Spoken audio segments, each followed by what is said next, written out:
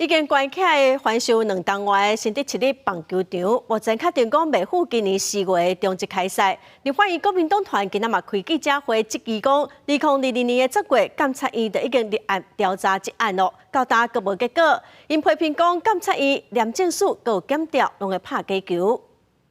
我们的检调在哪里？我们的监察院在哪里？我们的廉政署又在哪里？从法院判居家要做这件事情300多天了。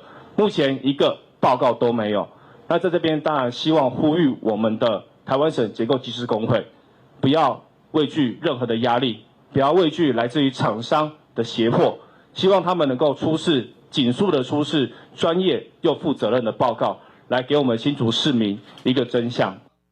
那也质疑监察院等单位是沿线调查。监察委员陈景顺接受媒体的新闻的时是表示讲，因为新竹地检署一定嘅侦办咯，监察院冇继续在调查，所以即马嘛等地检署的调查结果，认为国民党的委员恐惊是有误会。